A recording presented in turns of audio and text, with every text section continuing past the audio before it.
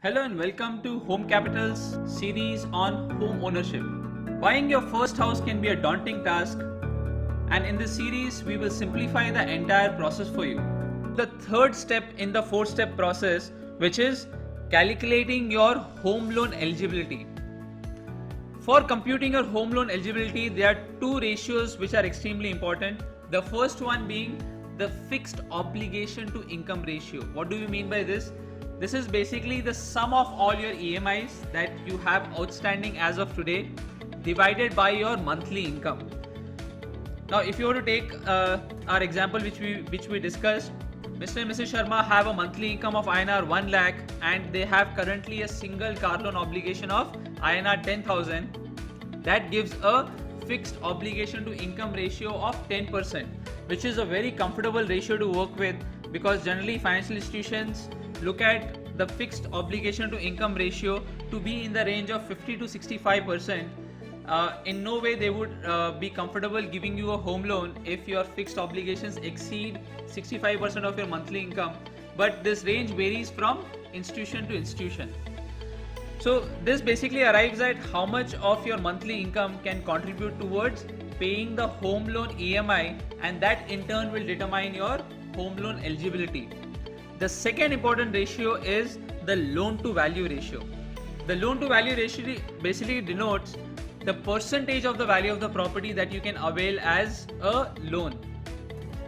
Now this is to an extent governed by RBI, wherein they prescribe a loan to value ratio ranging from 75 to 90%. So if for an example you decide to take a home loan for 80 lakhs, the loan to value ratio that you would get is 80%. Meaning you will get a loan which will not exceed 64 lakhs and the balance 16 lakhs you will have to fund from your current savings. So these two are very important ratios to help you determine your home loan eligibility, and that will also go a long way in helping you set your budget for the first house that you plan to buy. Banks have a more elaborate process when determining your home loan eligibility, and their process is built on three pillars: credit score, your capacity to repay, and collateral. Let's take up these one after another. While we may want to own a house with many things, but it is important to know what our pocket can substantiate, and hence these are the three pillars on which a bank will arrive at your eligibility for a home loan. The first one being the credit score. What exactly is a credit score? A credit score is a representation of your credit worthiness. It is the score which actually determines how much loan you will get and at what interest rate. In simple terms, a credit score is a definition of your credibility. Now, what does a credit score look like? A credit score is typically a 3-digit number which ranges from 300 to 900, and it is used by banks, NBFCs and any other financial institutions to determine what is your credit worthiness and what is the likelihood that you are going to service the loan which they are going to be extending to you, service it well, service it on time, and not default on the loans which they are going to give you. Although it ranges between 300 to 900, if you have a credit score which is above 750, any number above 750 is considered a good credit score. And if you check your score and it shows a number above 750, a bank would be happy to lend a loan to you on favorable terms. A natural question is, what are the factors which determine a good credit score, or what are the factors which help in you building a good credit score? Let's look at some of them. The first one being your credit repayment history. This basically talks about, have you been consistent and on time in repaying your loans outstanding? If you've always repaid all your loans on time, you've repaid your credit cards on time, that goes towards building a good credit repayment history because you never defaulted in the past. The second factor which determines your credit score is high credit utilization ratio. This basically means that if you have 2 or 3 loans outstanding, what is the extent of those loans have you utilized? If you have a certain limit and you've maxed out those limits, then it does not work well in your favor, because it shows that you have maxed out your existing credit and you are back in the market for further loans. So this kind of has a negative dent on your credit score. The next one is the length of your credit history. The longer the credit history you have, the better is your credit score, provided it is a good credit history, because that shows that you have a long history of being a good borrower, and that goes to improve your credit score. But if you have a long history but you've never repaid on time, that is the first one, credit repayment history, that is going to have a negative impact on your credit score. The next factor that impacts your credit score is your outstanding debt. If you have a large amount of outstanding debt, obviously that has a negative impact on your credit score, because you are kind of living way beyond your means. The last and the fifth factor which has an impact on your credit score is the credit mix that you have. Now, what do you mean by the credit mix? A credit mix is basically the mix of the various loans that you have outstanding.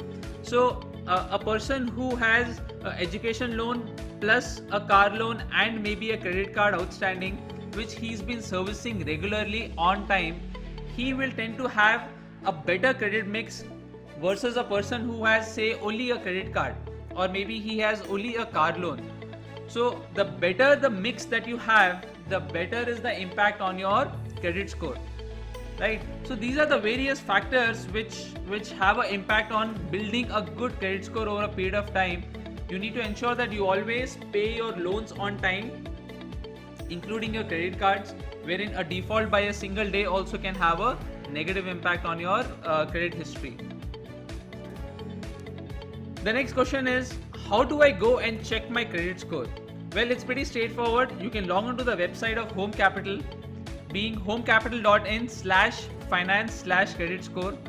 Fill in all the details that are required, which include your PAN number being the most important, and other details to verify you as an individual, which includes your name, your contact, your email address, your date of birth.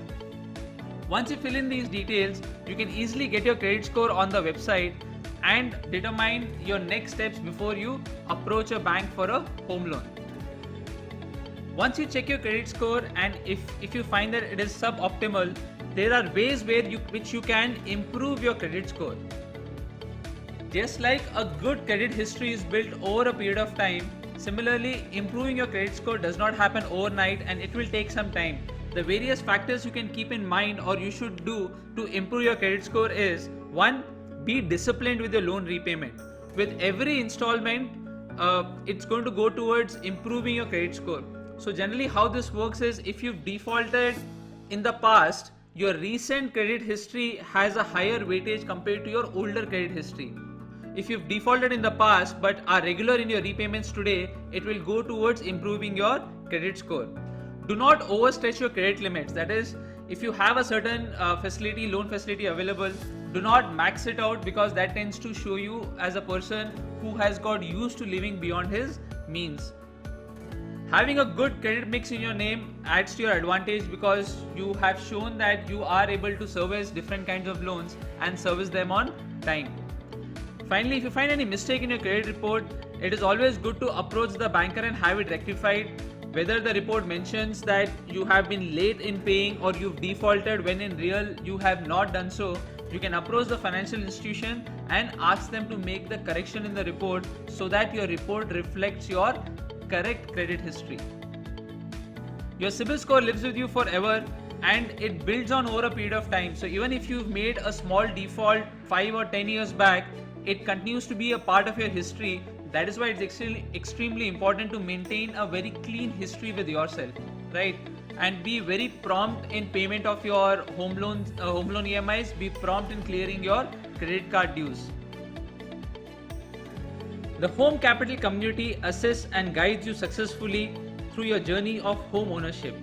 Join India's first community of home buyers and homeowners and take your next step towards home ownership.